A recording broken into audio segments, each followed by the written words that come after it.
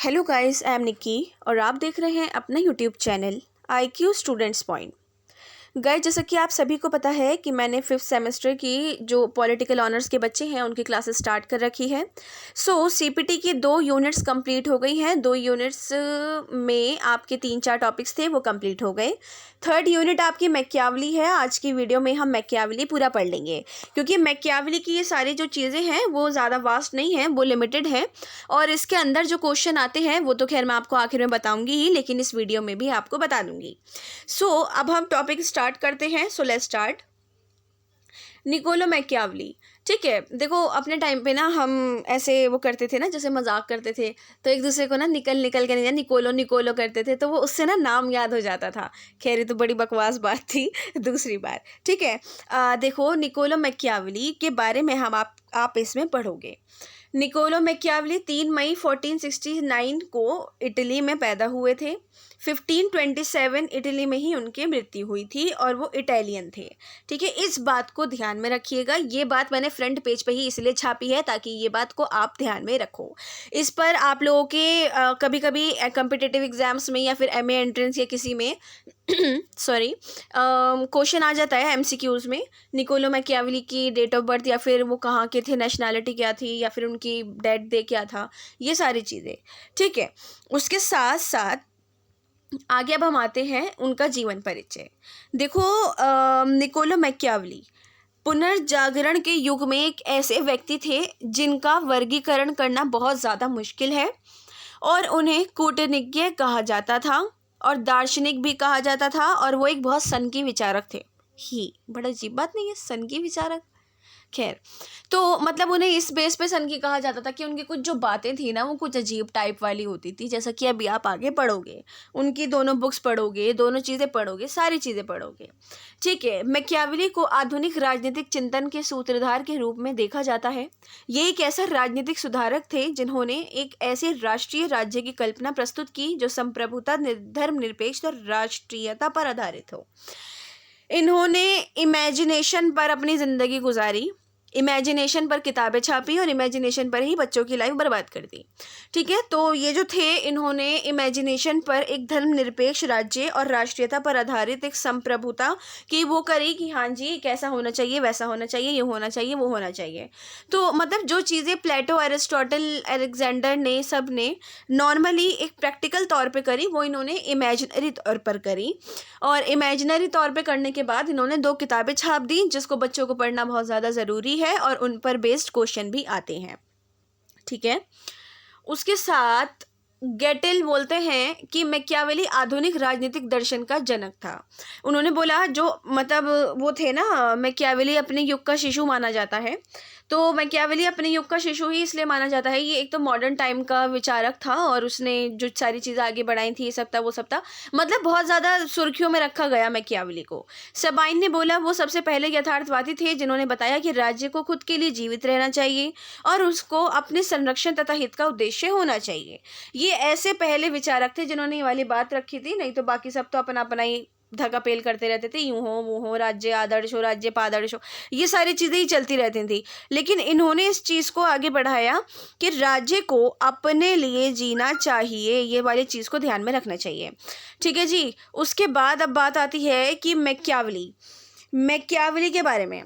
देखो, मैकियावेली का जन्म इटली के प्रसिद्ध नगर फ्लोरेंस के में 3 मई 1469 को हुआ था और उनका परिवार एक मध्यवर्गीय परिवार था। इनके पिता बर्नाल्डो डे निकोलो एक मध्यम श्रेणी के वकील थे। ठीक है, वो एडवोकेट थे और तत्कालीन गणतंत्रात्मक शासन व्यवस्था में एक मतलब विश्वास रखने में उनका ज़्यादा रुचि थी। मैकियावेली की जो शुरुआती पढ़ाई थी वो फ्लोरेंस में ही हुई थी और इसके बाद उनकी प्रारंभिक शिक्षा जो थी उनके पूरे जीवन पर एक छा सी गई थी कि हाँ इनको ये हो गया था कि भाई साहब मुझे जो भी करना है ज़िंदगी में करना है। और फिर इन्होंने उसी टाइम से एक इमेजिनेशंस स्टार्ट करनी शुरू कर दी थी। ठीक है, उसके साथ फ्लोरेंस एक स्वतंत्र नगर राज्य था। शासकीय क्षेत्र में उनका जो परिवार था उनके व्यक्तियों का कोई प्रभाव नहीं था, लेकिन परिवार के व्यक्तियों का कोई प्रभाव नहीं होने की वजह से वो शासकीय पद प्राप्त करने में सफल हो गए थे। शासकीय पद पर रहते हुए मैकियावेली को अपनी शक्ति और जो भी चीज़ थी उसकी वजह से सफलता प्राप्त हुई, और उनकी मानसिक और बौद्धिक प्रतिभा के जो शासकीय अधिकारी थे उन पर बहुत ज़्यादा असर पड़ा था। उन्होंने मैकियावेली को एक शक्ति के रूप में सहायता भी पहुंचाई थी। 4 वर्षों में 10 संसदीय परिषद, सेकेंड चांसलर और सचिव के उच्च पद तक भी वो पहुंच गए थे। फिर उस पद पर 1512 तक वो बने रहे, और उसको पेरिस, रोम, बर्लिन जैसे बहुत सारे देशों में राजदूत के पद पर लगातार 24 बार जाने का अवसर मिला, जहाँ पर उन्होंने प्रचलित राजनीति का व्यवहारिक अनुभव भी प्राप्त किया था। ठीक है, ये वाली चीज़ें मैंने एक लाइन की तरह इसलिए गाई हैं आप लोगों को ताकि माइंड में रहें, और ये वाली चीज़ों को माइंड में रखना बहुत ज़्यादा ज़रूरी है क्योंकि इनका जीवन परिचय लिखना कंपलसरी है। क्योंकि इनकी जो बुक है आगे द प्रिंस, आप उसको पढ़ोगे और उस पर स्टूडेंट्स हमेशा एक सेपरेट क्वेश्चन आता है कि द प्रिंस का वर्णन करो, या द प्रिंस में क्या लिखा है, द प्रिंस में ये वाली बात को क्यों बताया गया है। तो क्वेश्चन में देखो घूमने वाली कोई बात नहीं होती है। आपने देख लिया ना द प्रिंस है, तो द प्रिंस को माइंड में रखो भाई, मैकियावेली ने लिखी थी, ये लिखी थी, वो लिखी थी, सारा चेप दो। कॉलेज के क्वेश्चन ऐसे ही होते हैं बच्चों, घूमे फिरे हुए होते हैं, लेकिन आंसर उसमें वही आना होता है जो आप ऑटोमेटिकली पढ़ चुकी होती हो। ठीक है, तो उसके अंदर आपको द प्रिंस लिखने से पहले इनका जीवन परिचय थोड़ा बहुत लिखना पड़ेगा ताकि आंसर बड़ा हो, क्योंकि द प्रिंस 24-25 मार्क्स में आएगी, शॉर्ट नोट तो आएगी नहीं। तो इस वजह से आपको तकरीबन अपने 10-15 पेज का, 12 पेज का आंसर लिखना पड़ेगा द प्रिंस के ऊपर। ठीक है, उसके बाद फ्लोरेंस में 1215 में राजनीतिक परिवर्तन की महान घटना घटी, और फ्रांस और स्पेन में 1512, पहले भी फ्लोरेंस में 1512 राजनीतिक परिवर्तन में महान घटना घटी थी। फिर 1512 में ही राजनीतिक तनाव बढ़ा, फिर 1512 में ही आतंक फैला। यार 1512 में क्या क्या हो गया, मतलब मैकियावेली नहीं हो गया, क्या हो गया। ठीक है, और फिर उसके बाद उन्होंने बोला कि मैकियावेली की कूटनीतिक जीवन का यहाँ पर अंत हो गया। जब इनको अपने युग का शिशु इसलिए माना जाता है क्योंकि इनके युग में बहुत सारी चीज़ें हुई थी। ठीक है, बहुत सारी चीज़ें जो आप अपनी हिस्ट्री में भी पढ़ के आ चुके हो, पॉलिटिकल में पढ़ रहे हो, आगे भी पढ़ोगे, किसी एंट्रेंस एग्जाम में जानोगे। इस टाइम पे इनके मरने तक के बहुत सारी चीज़ें ऐसी घटी थी जो आप लोगों को मैक्सिमम से मैक्सिमम पढ़ाई जाती हैं। ठीक है, उसके बाद मैकियावेली ने 15 वर्ष अपने सान कासिनो नामक ग्राम में जाकर समाज सेवा और लेखन कार्य में व्यतीत करा, और ये वर्ष उनके लिए बहुत ज़्यादा इम्पॉर्टेंट थे। और सच तो ये है कि उन्हें इस काल में अपनी प्रमुख कृतियाँ द प्रिंस और मैं दिखा दूँ आपको, ये द प्रिंस के बारे में मैं बताऊंगी, वेट, द प्रिंस और discourses on the first decade of Titus Livius. ठीक है, ये जो थी, ये आपको, ये 2 इनकी ऐसी इंपॉर्टेंट थी जिन्होंने इस काल में लिखी, और इस काल में लिखने के बाद इन्होंने इस चीज़ को जाना कि इसके अंदर मैंने जो भी काल्पनिक चीज़ें डाली हैं वो चीज़ें सच हैं और वो मैं उनको सच मानता हूँ। अब आती है आपकी द प्रिंस की बारी। इनका जीवन परिचय खत्म हो गया भाई, इतना ही है, don't worry. The Prince Italy के नौकरशाह और राजनीतिक चिंतक निकोलो मैकियावेली की राजनीतिक कृति है। मूल रूप से ये प्रिंसिपेटिबस थी जो 1532 में मैकियावेली की मृत्यु के 5 साल बाद छापी गई, प्रकाशित हुई। आधुनिक दर्शन में द प्रिंस पहली रचना है और द प्रिंस मैकियावेली की सबसे प्रसिद्ध रचनाओं में से एक है। ये बात आप याद रखो, इनकी सबसे प्रसिद्ध रचनाओं में से ये एक रचना इनकी मानी जाती है। ठीक है, थोड़ा सा हम द प्रिंस के बारे में जानेंगे। थोड़ा सा क्यों जानेंगे यार, सारा जानेंगे क्योंकि आपका इस पे सेपरेट क्वेश्चन आता है। द प्रिंस, मैकियावेली ने द प्रिंस को शासन करने की वास्तविक मार्गदर्शिका के रूप में लिखा है। द प्रिंस फ्लोरेंस के राजा लोरेंजो दे मेडिची को समर्पित है और मैकियावेली ने अपनी लेख भेंट के रूप में प्रस्तुत की थी। द प्रिंस काल्पनिक या दुर्बोध नहीं है, बल्कि ये सरल और खरा निबंध है। मैकियावेली ने वास्तविक और सहज सलाह को प्रस्तुत किया है। उन्होंने अनेक विषयों पर चर्चा की है। उनमें से कुछ प्रमुख विषय जो हैं मैं आपको यहाँ पर डिस्क्राइब करती हूँ, और इनको ही आपको द प्रिंस के अंदर डिस्क्राइब करना है, तब जाकर आपका द प्रिंस वाला क्वेश्चन बड़ा होगा। मैं ये चाहती हूँ और मैं ये बोलूँगी भी आप लोगों को कि जो मैंने इसके अंदर द प्रिंस आपको पढ़ाया है, पीछे भी और ये वाला भी, तो वो आप अपना एक सेपरेट नोट बनाकर रखो बच्चों। हो सकता है शॉर्ट नोट, खैर ऑनलाइन में तो शॉर्ट नोट आ नहीं रहे हैं आपके, तो इस पर तो डेफिनेटली क्वेश्चन आएगा ही आएगा, मुझसे लिखा ले लो, ठीक है। उसके बाद प्लेटो का जो भी है वो मैं लास्ट में इस सब्जेक्ट के क्वेश्चन सीरीज में बता दूंगी। उसके बाद इन्होंने जो प्रमुख विषयों का सारांश बोला, राजनीतिज्ञ और युद्ध कला, स्टेटमैनशिप एंड वॉरक्राफ्ट, ठीक है। स्टेटमैनशिप एंड वॉरक्राफ्ट में इन्होंने बोला कि मैकियावेली का मानना था कि एक तंदुरुस्त खड़ी सेना की ही अच्छे कानून को जन्म दे सकती है। उनका बहुचर्चित कथन था, the presence of sound military forces indicate sound laws. युद्ध के प्रति मैकियावेली के विचार बहुत अलग थे। वो ये बोलते थे कि सैनिकों को हर तरीके से तैयार रहना चाहिए, हर तरीके से, जो भी तरीका है। जस्ट लाइक एग्जांपल मैं अगर आपको अपना दूं तो मैं जिन बच्चों को बहुत सारे बच्चों जो मेरे पास ऐसे हैं जो उनको एयरफोर्स की प्रिपरेशन कर रहे हैं, यूपीएससी की प्रिपरेशन करवा देती हूँ, लॉ की करवाती हूँ, तो उस सब में बच्चों का जो स्पेशली जो ऑफिसर्स हैं जो आईएएस आईपीएस बनेंगे या फिर एयरफोर्स में हैं, इनफैक्ट लॉ वाले बच्चे भी, तो मैं उनको बहुत सारी ऐसी टेक्निक्स बताती हूँ, बहुत सारी ऐसी चीज़ें जो हर चीज़ के लिए मतलब ये रहे अटेंशन कि यार हाँ मैं इसके लिए तैयार था या तैयार थी, ये होना था और हो गया, ऐसा होना चाहिए। वही सेम मैकियावेली ने उस टाइम पर बोला कि the presence of sound military forces indicate sound laws, ठीक है। युद्ध के लिए उनके जो अलग अलग विचार थे उन मतलब बहुत ज़्यादा अलग थे। उनका ये मानना था कि राज्य के विकास के लिए युद्ध आवश्यक है लेकिन निर्णायक नहीं है, यानी केवल युद्ध विकास नहीं ला सकता, युद्ध में विजय होना स्वस्थ राज्य की नींव है। द प्रिंस में विस्तार से इस बारे में लिखा है कि किस तरह राज्य को हड़पना चाहिए, हड़प राज्यों की जनता और मंत्रियों के साथ किस तरह पेश आना चाहिए ताकि वह आज्ञाकारी रहें, और किस तरह अपने राज्य के आंतरिक विद्रोह को रोकना चाहिए ताकि बाहरी युद्ध में अड़चने ना आए, ठीक है। देखो ये वाली बात आप बोलोगे कि यार मैकियावेली ने तो ये बोला कि हड़पो, ये करो वो करो, ऐसी कोई बात नहीं बोली उन्होंने। ये वाली बात को यहाँ समझाना चाहिए कि पहले के टाइम पर आप ज़्यादा दूर मत जाओ, आप ये अकबर के टाइम का ही ले लो, तो उस टाइम पर भी आपने ये वाली बात नोट की होगी कि इधर उधर ये पूरी दिल्ली में इधर उधर जब भी सल्तनत ये सब चलता था तो ये इधर से उधर जंगे करके शहरों को, राज्यों को लूट लेते थे, अपने अंडर में कर लेते थे।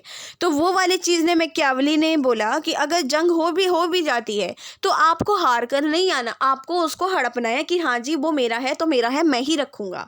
तो वो वाली चीज़ों को इन्होंने बोला कि आपको हर चीज़ के लिए तैयार रहना है, जो सैनिक हैं जो भी लड़ रहे हैं उनको हर चीज़ के लिए तैयार रहना चाहिए ताकि वो किसी भी चीज़ को फ़ौरन हैंडल कर सकें, ठीक है। इसके साथ उन्होंने बोला मैकियावेली ने युद्ध में जीतने के लिए अस्त्र शस्त्र प्रबल सेना की प्रशंसा ही नहीं करी है, उन्होंने बोला है कि डिप्लोमेसी, डोमेस्टिक पॉलिटिक्स और जो टैक्टिकल ट्रेजेडीज़ होती हैं, ज्योग्राफिकल मिस्ट्री होती है, हिस्टोरिकल एनालिसिस होते हैं, उन सभी का यूज़ बहुत ज़्यादा ज़रूरी है। इनको मैं आपको एक बार हिंदी में भी बता देती हूँ। जो मैंने आपको बोला डिप्लोमेसी होती है कुटिल नीति, डोमेस्टिक पॉलिटिक्स मैंने बताया घरेलू नीति, और टैक्टिकल ट्रेजेडी जो बताया कुशल रणनीति है, ज्योग्राफिकल मैस्ट्री भौगोलिक कौशल है, और हिस्टोरिकल एनालाइज जो है आपका ऐतिहासिक विश्लेषण है, ठीक है। इन चीज़ों पर उन्होंने सबसे ज़्यादा फोकस करने के लिए बोला है, ठीक है। अगला है आपका मित्र भाव और नफरत, गुडविल एंड हेट्रेड, ठीक है। देखो इसमें इन्होंने बोला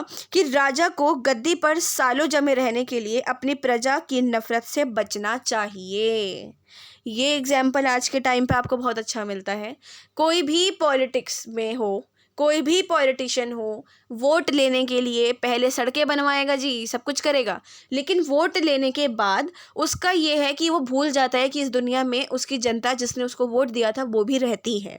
तो ये वाली बात उन्होंने बोला कि राजा को गद्दी पर बैठने के लिए उसका बिहेवियर जनता के साथ अच्छा होना बहुत ज़रूरी है। ये ध्यान में रखना चाहिए कि जनता तुमसे नफरत ना करे। अगर जनता ने नफरत करी तो पीठ पीछे क्या सामने भी गालियाँ बकेंगे और फिर तुम्हें नेक्स्ट टाइम से वो गद्दी पर बैठने की परमिशन नहीं देंगे, ठीक है। ये ज़रूरी नहीं है कि राजा को अपनी प्रजा से प्यार मिले।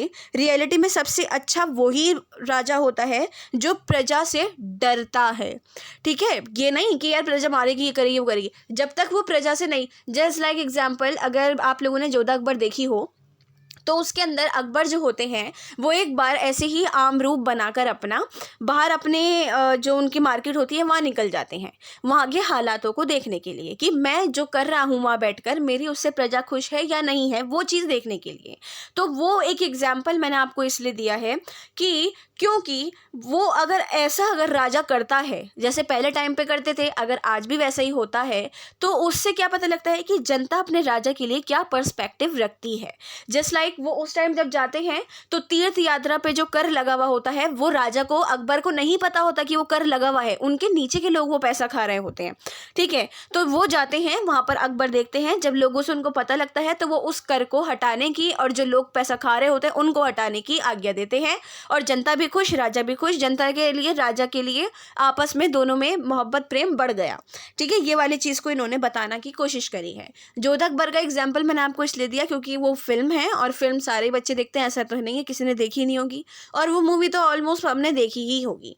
ठीक है, उन्होंने बोला नफरत राजा के दुश्मनों को सहायता दे सकती है जिससे राजा अपनी गद्दी खो सकता है। मैकियावेली ने क्रूरता को इस्तेमाल करने की सलाह दी है यदि क्रूरता से राजा के मित्रभाव सलामत रहे तो। राजा को मित्रभाव, प्रजा का राजा के साथ होना घरेलू विद्रोह और बाहरी आक्रमण के समय एकता बरकरार रखता है। प्रजा का मित्रभाव मिलने से राज्य में खुशहाली फैले ऐसा जरूरी नहीं है। राजा का मित्रभाव केवल एक राजनीतिक औजार है जिससे राजा अपने राज्य में स्थिरता लाकर अपनी शासनकाल को बढ़ा सकता है। इन्होंने बोला कि जरूरी नहीं है कि उनका जो उन्होंने जो करा वो हर एक में वो हो।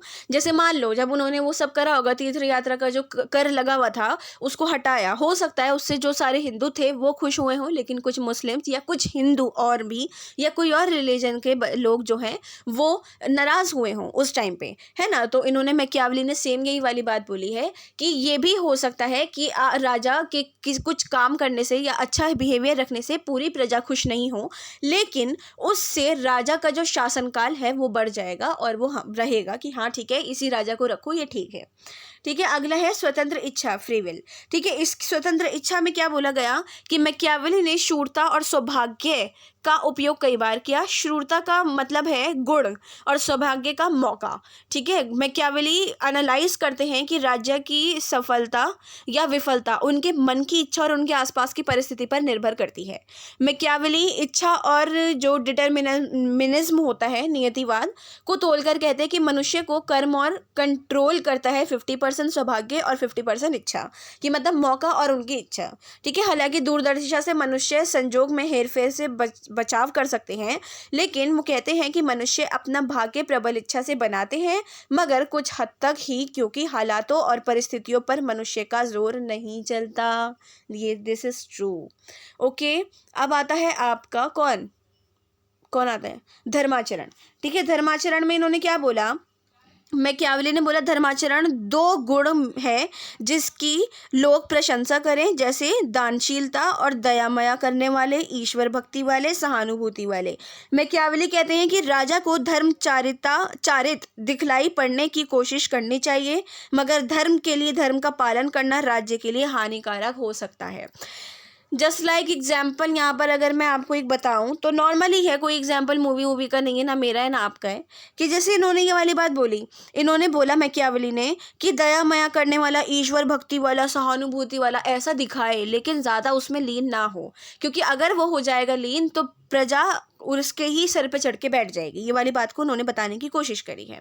ठीक है, अगर बैलेंस में रखकर देखा जाए कि बैलेंस में पुराने जो राजा महाराजा होते थे उन्होंने कितना बैलेंस बना रखा था, इस सबसे दोबारा वही एग्जाम्पल अकबर का लिया जाए तो वो अपनी प्रजा में दोनों रिलीजन्स, सारे रिलीजन्स को इक्वल रखते थे, सारे रिलीजन्स को मानते थे, उनकी रिस्पेक्ट करते थे, उनकी पूजा करते थे, मानते भी थे।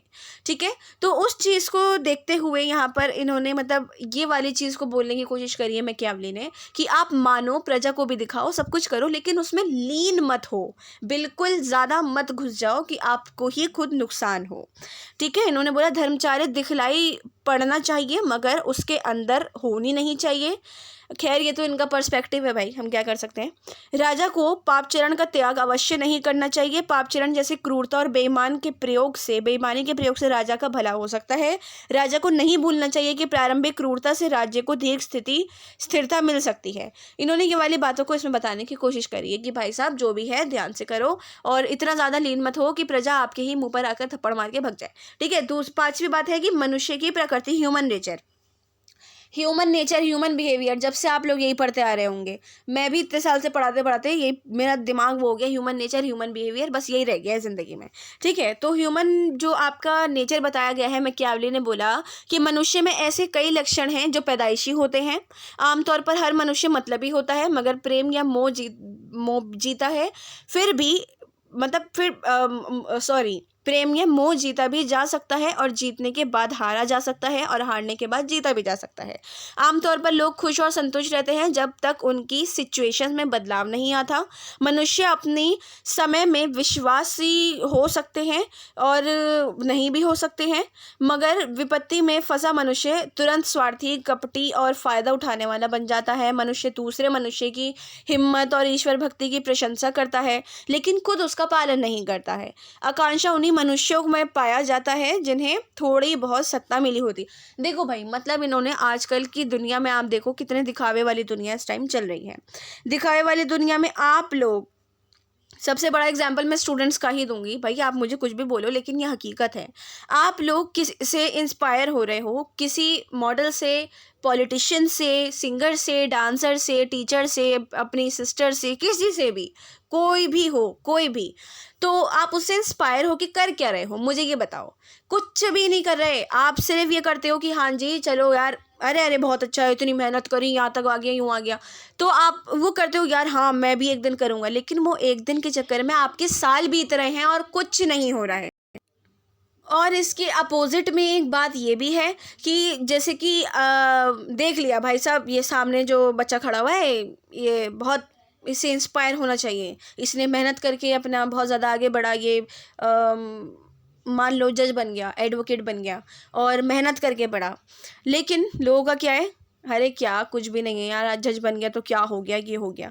वो ये दो टाइप के लोगों की मैकियावेली ने बात करी है। ठीक है। आप लोगों को एग्जांपल दिया है, मुझे कमेंट बॉक्स में ना सुनाना शुरू मत कर देना कि मैम हमारा क्यों दिया। ठीक है। तो देखो ये वाली चीज़ मैकियावेली ने इसके अंदर बोली है कि वो किसी से इंस्पायर भी होते हैं, किसी से इंस्पायर होकर उसकी बुराई भी करते हैं, लेकिन खुद कुछ नहीं करते हैं, खुद वो कुछ भी नहीं करते हैं। उनको बस ये रहता है कि हाँ यार खा लिया, पी लिया, सो लिया, थोड़ा बहुत पढ़ लिया, ज़िंदगी में चल फिर लिए, घूम लिए, हंस लिए, इनफ इज़ इनफ, कुछ नहीं है इसके आगे और कुछ नहीं है। ये वाली बात को मैकियावेली ने इसके अंदर बताने की कोशिश करी है। तो ये थी आपकी द प्रिंस। अब जो आपकी जो दूसरी बुक है स्टूडेंट, इस पे कभी भी क्वेश्चन नहीं आता है। ये इनकी दो इंपॉर्टेंट बुक्स हैं, इस वजह से ये दोनों बताई जाती हैं और कोई भी बात नहीं है। तो आप लोगों को परेशान होने वाली बात नहीं है कि यार मैम ने ना इसके बारे में नहीं पढ़ाया। कोई दिक्कत नहीं है अगर आपने इसके बारे में नहीं भी पढ़ा, बस नाम याद रखना, हाँ नाम बहुत ज़रूरी है। ठीक है। इसके बाद है मैकियावेली के राजनीतिक विचार। मैकियावेली की राजनीति, लो यार फिर ह्यूमन बिहेवियर आ गया, चलो कोई बात नहीं। मैकियावेली के राजनीतिक विचार में ह्यूमन बिहेवियर सबसे पहला पॉइंट है। इसमें ये बोलते हैं कि अपनी लिखित पुस्तक प्रिंस में जो उन्होंने ह्यूमन नेचर बताया है, ह्यूमन बिहेवियर को उससे कंपेयर करा है कि मनुष्य इतना ज़्यादा स्वार्थी है कि वो अपने स्वार्थ को पूरा करने के लिए किसी भी हद तक गिर जाता है। वो ये नहीं सोचता कि मेरे कुछ करने से सामने वाले को कितना इफेक्ट हो सकता है, वो कितना हर्ट होगा, कितना खुश होगा, क्या होगा, डजेंट मैटर, उसको अपने से मतलब है, वो सिर्फ अपना अपना देखता है। प्रिंस में उन्होंने बोला कि सामान्य रूप से मनुष्य के बारे में ये कहा जा सकता है कि वो चंचल, झूठे, कायर, लोभी सभी तरीके के होते हैं। जब तक सफलता नहीं मिल जाती है वो आपके बने रहेंगे, जब सफलता मिल जाएगी तो आपको लात मार देंगे। ये वाली बात, खैर ये तो मैंने अपने पास से बोली है, लेकिन ये हकीकत है स्टूडेंट, आप भी देखते होंगे। स्पेशली कॉलेज लाइफ एक ऐसी लाइफ होती है बच्चा लोग कि इसमें ही आपको बहुत सारे तरीके के चेहरे जानने को मिलते हैं। स्टूडेंट्स आपस के अंदर ही एक दूसरे के इतने चेहरे देख लेते हैं कि आगे की लाइफ में चलते चल के उनको समझ आ जाती है कि नहीं यार ये इंसान भरोसे लायक है, ये नहीं है, इससे इतनी बनाकर रखो, इससे नहीं रखो। ये चीज़ें आप लोगों को समझ में आने लगती हैं। वही चीज़ मैकियावेली बोल रहे हैं कि लोग अपने स्वार्थ के लिए कितना हद तक गिर जाते हैं, क्या हो जाता है, उनको खुद कुछ नहीं पता होता। ठीक है। ह्यूमन बिहेवियर ने उन्होंने ये वाली बात बोली है। उसमें इनकी आलोचना की गई है। मनुष्य के विचार से संबंधित मैकियावेली की जो आलोचना है, उन आलोचकों ने बोला है कि मनुष्य के स्वभाव के संबंध में उसका अध्ययन बिल्कुल एक तरफा है। मतलब मैकियावेली का मनुष्य में कुछ बुराइयां हैं तो कुछ अच्छाइयां भी पाई जाती हैं, लेकिन उन्होंने सिर्फ बुराइयों के बारे में डिस्कस किया है। ठीक है, तो ये वाली बात आलोचकों की सही है कि आपको अच्छाई के बारे में भी डिस्कशन करना चाहिए था। ठीक है, उन्होंने बोला कि उनके विचार विरोधात्मक है, क्योंकि मनुष्य उतना ही पापी, द्रोही, अहंकार है तो राज्य की कल्पना नहीं की जा सकती। जैसे उन्होंने बोला कि भाई राज्य जो इन्होंने इमेजिनरी स्टेट बनाई है ना, उसके बेस पर तो इनकी बात बिल्कुल गलत है कि जब वो दोषी, पापी है ही, स्वार्थी है ही, तो भाई वो फिर कौन से राज्य का निर्माण कर लेगा, वो क्या कर लेगा, कुछ नहीं कर सकता। ठीक है, उसके बाद है आपका धर्म रिलीजन में इन्होंने बोला कि मैकियावेली ने कि राजनीतिक विचारकों के रूप में राजनीति को धर्म और नैतिकता से पृथक करने का श्रेय प्राप्त है मैकियावेली को। मैकियावेली ने बोला धार्मिक नियमों का पालन गणराज्यों की महत्ता का कारण होता है, उन्हें धार्मिक विधियों की पवित्रता को सुरक्षित रखना चाहिए, इनके प्रति उचित श्रद्धा का व्यवहार करना चाहिए। धार्मिक नियमों का पालन गणराज्यों की महत्ता का वजह होती है, उन्हें धार्मिक विधियों की पवित्रता को सेफ रखना चाहिए और उनकी श्रद्धा का व्यवहार भी करना चाहिए। मैकियावेली की राजनीतिक विचारधारा शक्ति के वर्चस्व, सत्ता पर आधारित है। उन्होंने बोला कि शक्ति और सत्ता प्राप्त करने और बनाने के लिए सभी प्रकार का पाप, विश्वास, हत्या, हिंसा, सभी चीज़ें बहुत ज़्यादा ज़रूरी हैं। उन्होंने बोला कि राजा के लिए धर्म द्वारा प्रतिपादित पवित्रता का जन्म जीवन भले ही सराहनीय हो, लेकिन इतिहास में उसी राजा को ज़्यादा से ज़्यादा सफलताएं मिलती हैं जिसने धार्मिक जीवन की उपेक्षा की दृष्टि से देखा हो। इसलिए राजा को ऊपर से दयालु, विश्वासी, धार्मिक, सच्चा होने का ढोंग करते हुए आवश्यकता पड़ने पर निर्दयी और अधार्मिक और झूठा बनने का भी तैयारी में रहना चाहिए। ये वाली बात उन्होंने यहाँ पर बोल दी है। ठीक है, उनकी ये वाली बात बोलने के बाद इस बात पर इनका आलोचना नहीं की गई है, क्योंकि वाली बात बिल्कुल ठीक है। इन्होंने कुछ यहाँ पर गलत नहीं बोला है। और इनकी जो बात का है नैतिकता, एथिक्स और मोरालिटी के बारे में ये बोलते हैं कि मोरालिटी संबंधी विचार में मानदंडों का समावेश देखने को मिलता है। सबसे पहले शासक के लिए नैतिकता और दूसरा प्रजा के लिए। वो शासक और प्रजा दोनों के लिए अलग अलग आचरण बताते हैं। कौन? मैकियावेली। इस वेद आचरण को ही मैकियावेलीवाद कहा जाता है। ठीक है, विधि निर्माता होने की वजह से शासक विधि से परे है। मैकियावेली को इस बारे में मानना है कि शासक एकमात्र उद्देश्य राज्य की स्थिति बनाए रखने और उनके प्रदेश का विस्तार करता है। मैकियावेली ने प्रिंस में लिखा कि राजा को तो राज्य की सुरक्षा की चिंता करनी चाहिए, साधन तो सदैव सम्मानीय ही समझे जाएंगे और उनके सामान्य रूप से प्रशंसा की जाएगी। ठीक है, डिस्कोर्स में उन्होंने बोला कि ध्वनि प्रतिनिधित्व होती है और मेरा विश्वास है कि राज्य के जीवन में डर उत्पन्न होने पर राजा, लोग, गणतंत्र और शासक दोनों ही राज्य को बनाए रखने के लिए विश्वास में बने रहेंगे। कि और उन्होंने ये बोला कि जब सेबाइन ने ये वाली बात को रखा कि ये निश्चित है कि 16वीं शताब्दी के आरंभ में मैकियावेली ने यूरोपीय विचारधारा को बिल्कुल गलत रूप में चित्रित किया। उनकी 2 पुस्तकें लिखे जाने के 10 वर्ष के भीतर ही प्रोटेस्टेंट धार्मिक सुधार आंदोलन के कारण राजनीति और राजनीतिक चिंतन के मध्ययुग की अपेक्षा धर्म से अधिक संबंध हो गया। भाई साहब, आप लोगों ने वेस्टफेलिया की संधि जो पढ़ी थी, जो 1639-1638 में जो हुआ था सारा, वो वाली बात इन्होंने, सेबाइन ने बोली कि इनकी जो बातें थी सारी गलत थी, दोनों बुक्स बिल्कुल बेकार हैं। उसके 10 साल बाद ही प्रोटेस्टेंट और ये कैथोलिक्स वाली बात हो गई थी, तो इसको देखना बिल्कुल बेकार रहेगा। राज्य की उत्पत्ति एवं प्रकृति में उन्होंने क्या बताया कि मैकियावेली ने बोला मनुष्य का स्वार्थ और शक्ति की आकांक्षा राज्य को जन्म देती है और इसलिए राज्य को अपने अस्तित्व को बनाए रखने के लिए मनुष्य को इन आकांक्षाओं की निरंतर पूर्ति करते रहना चाहिए। उसकी शक्ति व स्वरूप में निरंतर विस्तार होना रहना चाहिए और सभी मानवीय व्यापार गतिशील हैं, तो राज्य के लिए निश्चल खड़े रहना संभव नहीं है, तो वो अपने आप का विस्तार करेगा ना और उसका विनाश अनिवार्य है। ठीक है, इन्होंने नॉर्मल सी उत्पत्ति और प्रकृति के बारे में ये वाली बात को बताया है। और राज्य के उद्देश्यों में बोला है कि मैकियावेली का मत है कि राज्य में परिवर्तनशीलता का तत्व समावेश अनिवार्य रूप से है, इससे राज्य का उत्थान पतन होता रहता है। इस आधार पर उसने राज्यों को 2 प्रकार से प्रमुख रूप में बांटा, स्वस्थ राज्य, अस्वस्थ राज्य। ठीक है स्टूडेंट, आप चाहो तो इसको डिस्क्राइब कर लो, अदरवाइज नहीं भी करो तो कोई दिक्कत नहीं है। और राज्यों के वर्गीकरण में सिर्फ डनिंग ने बोला कि अरस्तु अरस्तु की भांति उसका सुझाव गणराज्य व्यवस्था की ओर है और इस संबंध में उसके विचार यूनानियों से मिलते हैं। That's it. ये आपकी 3rd यूनिट कंप्लीट हो गई है। मेन जो थी द प्रिंस और डिस्कोर्स के बारे में था वो मैंने आपको अच्छे से समझा दिया है। कल हम नेक्स्ट क्लास में हॉब्स पढ़ेंगे। आपको इस क्लास के रिगार्डिंग कोई क्वेश्चन हो, डाउट हो या सजेशंस हो तो आप मुझसे कमेंट बॉक्स या टेलीग्राम चैनल पे पूछ लीजिए। ओके स्टूडेंट, आई होप आप लोगों को अच्छे से समझ आ गया हो। So thanks for the watching and best of luck all.